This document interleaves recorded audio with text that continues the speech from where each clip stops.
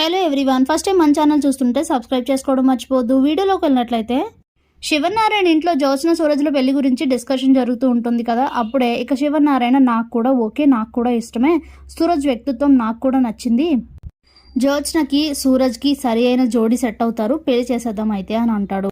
నీ అభిప్రాయం చెప్పు జ్యోత్స్న అనేసరికి సర్రన్ తాజ్ పాములో లేస్తుంది. మీ అందరి అభిప్రాయాలు మార్చుకున్నంత ఈజీగా నేను మార్చుకోలేను, నేను సూరజ్ని పెళ్లి చేసుకోను అని చెప్తుంది. ఇప్పుడే చెప్తున్నాను, మాట గుర్తుపెట్టుకో, నువ్వు మనసు మార్చుకోలేను అంటున్నావంటే ఇంకా కార్తీక్ నీ మనసులో ఉన్నాడని కనుక నువ్వంటే కూతురు అని కూడా ఆలోచించకుండా బయటికి గెంటుతాను, ఆ తర్వాత నీ ఇష్టం, నోరు మూసుకొని సూరజ్ని పెళ్లి చేసుకో అని అంటే నేను చేసుకోను అని అంటుంది. ఒక రీజన్ చెప్పు అని అంటే నేను ఒక అనాథని పెళ్లి చేసుకోవాలా, నాకేంటి అంత అవసరం అని గట్టిగా అంటుంది.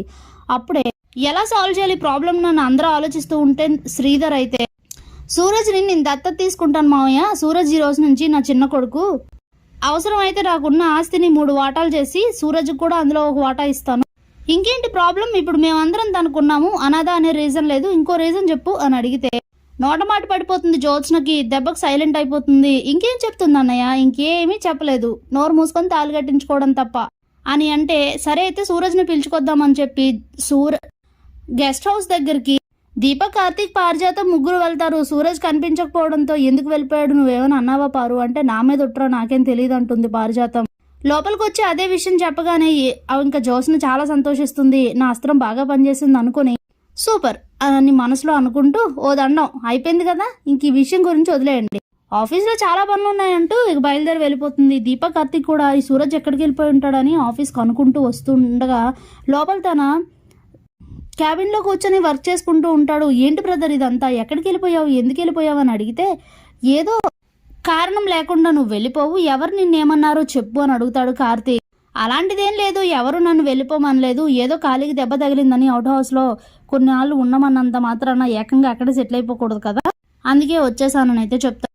ఇంతలో జ్యోత్స్న కూడా వస్తుంది, కానీ ఇంకేం మాట్లాడదు, ఎక్కడ నేను అన్నది రికార్డ్ చేశాడేమోనని భయపడుతూ ఉంటుంది. ఇంతలోనే శివనారాయణ కూడా వచ్చి సూరజ్ని దూరం నుంచి చూసి ఛాంబర్కి అయితే వెళ్ళిపోతాడు. ఇక తర్వాత కార్తీక్, దీప, శివనారాయణ ముగ్గురు మాట్లాడుకుంటూ ఉంటారు. ఏం తాత ఎందుకు పిలిచావు అని అడిగితే సూరజ్ని విషయం గురించి అడగాలి, జ్యోత్స్నని పెళ్లి చేసుకోవడం గురించి అడగాలి, అవుట్ హౌస్ నుంచి ఎందుకు వెళ్ళిపోయాడో తెలుసుకోవాలి అని అంటే తనని ఎంత అడిగినా ఎందుకు వెళ్ళిపోయామనే దానికి రీజన్ చెప్పట్లేదు అని అయితే అంటాడు. సరేలే ముందు పెళ్లి గురించి అడగాలి, సాయంత్రం ఇంటికి రమ్మందాం అని చెప్పి సూరజ్ని అయితే శివనారాయణ కాల్ చేసి ఒకసారి ఇంటికి రా ఈవినింగ్ అని అయితే చెప్తాడు. ఇక ఇంట్లో అయితే అందరూ గ్యాదర్ అవుతారు, కాంచన, శ్రీధర్ వాళ్ళు కూడా వస్తారు. ఇంతలో సూరజ్ రాగానే ఇక సుమిత్ర అయితే ఎందుకు వెళ్ళిపోయావు ఇంట్లో నుండి, ఎవరికీ చెప్పలేదు, నీకేం ఇబ్బంది కలిగింది అని అడుగుతుంది. ప్లీజ్ మేడం, నేను నార్మల్గానే వెళ్ళిపోయాను, దీని గురించి ఇంకా ఎవరు నన్ను అడిగి ఇబ్బంది పెట్టొద్దని చెప్తాడు సూరజ్. ఇక అప్పుడే శివనారాయణ సరే అయితే ఆ విషయం వదిలేయండి, నేను ఒక విషయం గురించి అడుగుతాను, నీ అభిప్రాయం చెప్పు సూరజ్, నాకు తెలిసి ఇది నీకు ఇష్టమే, అందుకే నేను ఓకే చేశానని చెప్తాడు. ఏంటో సార్ చెప్పండి అని అంటే మా జ్యోత్స్న అంటే నీకు ఇష్టం కదా, తన్ను పెళ్లి చేసుకుంటావా అని అడుగుతాడు. షాక్ అవుతాడు సూరజ్. అప్పుడే ఏంటి బ్రదర్ ఏం మాట్లాడట్లేదు, చెప్పు నీ అభిప్రాయం చెప్పు, మా అందరి అభిప్రాయాల ప్రకారం నీకు జ్యోత్స్న అంటే చాలా ఇష్టం, అలాగే నువ్వు కూడా మా అందరికీ బాగా నచ్చావు, నీ వ్యక్తిత్వం, నీ మనస్తత్వం అంతా నచ్చింది, కాబట్టి మా అమ్మాయిని నీకు ఇచ్చి పెళ్లి చేద్దాం అనుకుంటున్నావు, ఏమంటావు అని చెప్పి సుమిత్ర అడుగుతుంది. ఇక అప్పుడే సూరజ్ ఒక నిమిషం ఆలోచించి క్షమించాలి సార్, నేను ఈ పెళ్లి చేసుకోలేను, నేను ఇంత పెద్ద అందలాన్ని ఆశపడలేదు, నాకు జ్యోత్స్న గారిని పెళ్లి చేసుకోవడం ఇష్టం లేదని అయితే చెప్తాడు. అప్పుడే శివనారాయణ అదేంటి సూరజ్, నీ మనసులో జ్యోత్స్న ఉందని మా అందరికీ తెలుసు, తనంటే అంత ఇష్టం ఉన్నప్పుడు నువ్వు చూపించే కేరింగ్ లెవెల్స్ అన్నీ మేము బాగా చూసాం, మరి అలాంటప్పుడు ఎందుకు వద్దంటున్నావు అని అంటే ఆశపడడం వేరు, దాన్ని అందిపుచ్చుకోవడం వేరు, రెండింటికి చాలా తేడా ఉంటుంది సార్, మన పరిస్థితికి తగ్గట్టుగా ఉన్నదాన్నే మనం ఆశపడాలి, అదే మనకు అందుతుంది తప్ప ఎక్కడో సింహాసనం మీద ఉన్న మహారాణి గురించి ఆశపడడం చాలా తప్పు, వద్దు, ఈ పెళ్లి నాకు ఇష్టం లేదు, దయచేసి క్షమించండి మీ మాట కాదంటున్నందుకు అని అంటే అప్పుడే సుమిత్ర లేదు ఏదో జరిగింది, ఎందుకు వద్దంటున్నావో నిజం చెప్పు, మా అమ్మాయి నీతో ఏమైనా చెప్పిందా, నిన్నేమైనా అందా అని అంటే అయ్యయ్యో అలాంటిదేం లేదండి అని చెప్పేస్తాడు. అప్పుడే కార్తీక్ అయితే ఎందుకు వద్దంటున్నావు చెప్పు బ్రదర్, నీకు ఎవరూ లేరని ఈ ఫ్యామిలీకి సరిపోవు అనుకుంటున్నావా, అందుకే మేము ఒక నిర్ణయం తీసుకున్నాం, మా నాన్న నిన్ను దత్తత తీసుకుంటారు అంటే నువ్వు నాకు తమ్ముడు అవుతావు, అప్పుడు నీకు ఓ ఫ్యామిలీ ఉంటుంది, మనందరం ఒకే ఫ్యామిలీ, జ్యోత్స్నని పెళ్లి చేసుకో అని అంటే ప్లీజ్ బ్రదర్, ఈ విషయంలో నన్ను బలవంతం పెట్టొద్దు, మీరు మీ మాటను కాదంటున్నందుకు మన్నించండి అని చెప్పేసి అక్కడి నుంచి వెళ్ళిపోతాడు సూరజ్. ఇక అందరూ అయితే జ్యోత్స్నని అనుమానంగా చూస్తారు. జ్యోత్స్నయ్య ఏదో చేసిందని గట్టిగానే డౌట్ పడుతుంది సుమిత్ర. కోపంగా చూస్తూ నిజం చెప్పు, ఏం చేసావు నువ్వు అని అడిగితే, మమ్మీ ఇదేమన్నా బాగుందా, ఉరుమురుమి మంగళం మీద పడ్డట్టు, నాకేం సంబంధం మమ్మీ, నేనేమైనా చేసి ఉంటే ఆ సూరజ్ గడు చెప్పేవాడు కదా, నాకేం సంబంధం లేదు అని చెప్పి సైలెంట్గా అక్కడి నుంచి వెళ్ళిపోతూ జరిగిందైతే గుర్తేసుకుంటుంది. మధ్యాహ్నం లంచ్ బ్రేక్లో సూరజ్ దగ్గరికి వెళ్ళి కలుస్తుంది జ్యోత్స్న.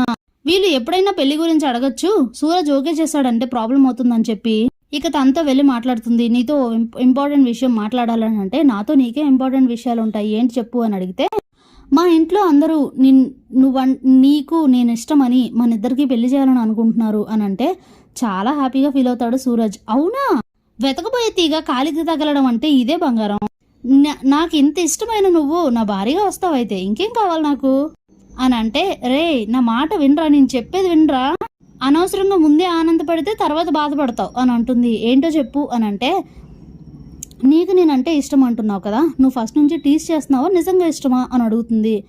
టీస్ చేయడానికి ఇష్టపడడానికి చాలా తేడా ఉంటుందే, నాకు నిజంగానే నువ్వంటే చాలా ఇష్టం అని అంటే, నాలాంటి దాన్ని ఇష్టపడ్డం ఏంట్రా పిచ్చా నీకేమన్నా, నా గురించి నీకు 50% తెలుసు, ఇంకో 50% తెలీదు. సరే నువ్వు ఇష్టపడతావో ఏమవుతావో నాకెందుకు, కానీ నేను చెప్పాలనుకునేది ఏంటంటే, నువ్వెలా నన్ను ఇష్టపడ్డావో అలాగే నేను మా బావని ఇష్టపడ్డాను అని చెప్తుంది. జ్యోత్స్న తప్పుడు మాటలు మాట్లాడితే చంపేస్తాను అని అంటాడు సూరజ్. ఇప్పుడు బ్రదరు దీప గారికి భర్త, మరి ఇంకేంటి అని అంటే, అది కాదురా నేను చెప్పేది విను, నేనేమి ఇప్పుడు వాళ్ళిద్దరిని విడదీసేసి నేను బావని సొంతం చేసుకుంటానని చెప్పలేదు నీకు, నేనెలా బావని ఇష్టపడ్డానో మరి ఆ ఇష్టాన్ని చంపేసుకొని నేను నిన్ను పెళ్లి చేసుకొని హ్యాపీగా ఉండలేను. మా ఫ్యామిలీ ఏమో ఏదోలా నాకు పెళ్లి చేసేయాలని చూస్తున్నారు, కానీ నీకు నాకు పెళ్లి చేస్తే నేను 3వ రోజే విషం తాగేస్తాను. ఆ తర్వాత నీ ఇష్టం, నన్ను ఇష్టపడుతున్న నువ్వు నా క్షేమం కోసం నన్ను వదిలేస్తావా, లేదంటే మా వాళ్ళు చెప్పిన దానికి ఒప్పుకొని పెళ్లి చేసుకుని నన్ను 3వ రోజే నా చావు చూస్తావా, నీ ఇష్టం, నువ్వే ఆలోచించుకో అని చెప్పేసి ఇక అక్కడి నుంచి అయితే వెళ్ళిపోతుంది జ్యోత్స్న. వెళ్ళిపోతూ నేను బావను వదిలేస్తానని నీకు కావాలని చెప్పాను, లేదంటే నువ్వు ఈ పెళ్లి క్యాన్సిల్ చెయ్యవు కదా, అందుకే, అంతే తప్ప బావ మీద ప్రేమ లేకపోవడం ఏం కాదు, బావను వదిలేయడం కూడా కాదు అని ఆలోచించుకుంటూ వెళ్ళిపోతుంది. ఇక జరిగిందైతే గుర్చేసుకుంటుంది జ్యోత్స్న. కింద అందరి ముందు సుమిత్ర అయితే చాలా బాధపడుతూ ఏడుస్తూ ఉంటుంది. ఇక నా కూతురికి జన్మలో పెళ్లి కాదు, సూరజ్ లాంటి వాడే జ్యోత్స్నని యాక్సెప్ట్ చేయలేదంటే ఇంక ఎవ్వరు జ్యోత్స్నని భరించలేరు, ఇలాంటి కూతుర్ని ఇచ్చావేంటి భగవంతుడా అంటూ చాలా బాధపడుతూ ఉంటుంది. Thanks for watching.